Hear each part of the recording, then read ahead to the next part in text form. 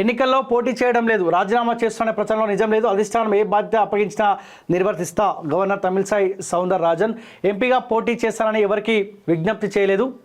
తెలంగాణ పుదుచ్చేరి గవర్నర్గా ఉన్న తమిళసై రాజీనామా చేయబోతున్నారనే లోక్సభ ఎన్నికల బరిలో నిలబడుతున్నారనే జరుగుతున్న ప్రచారంపై తమిళసై స్పందించారు. తాను ఎన్నికల్లో పోటీ చేయబోవడం లేదని, తాను రాజీనామా చేస్తున్నట్టు జరుగుతున్న ప్రచారంలో నిజం లేదని స్పష్టం చేశారు. తాను ఎంపీగా పోటీ చేస్తానని ఎవరికి ఎలాంటి విజ్ఞప్తి చేయలేదు అని తమిళసై గారు క్లారిటీ ఇచ్చారు. ఆమె పైన జరుగుతున్న అసత్య ప్రచారం, ఎంపీగా పోటీ చేయబోతారు లేకపోతే గవర్నర్గా రాజీనామా చేయబోతా ఉన్నారు, ఈ ప్రచారం కొంత జరిగితే ఆమె క్లారిటీ ఇచ్చింది.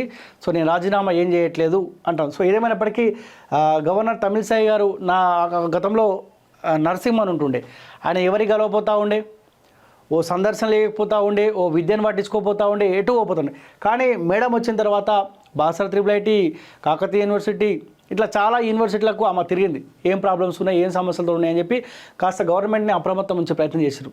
చాలా పోరాడింది వాస్తవం చెప్పాలంటే. ఈమె కూడా ఎక్కడ విద్యార్థులకు ఇబ్బంది ఉన్నా కానీ పిలిపించుకొని మాట్లాడుతూ ఉండే, ప్రజా దర్బార్ పేరుతోటి రాజ్భవన్ పిలిపించుకొని మాట్లాడుతూ ఉండే.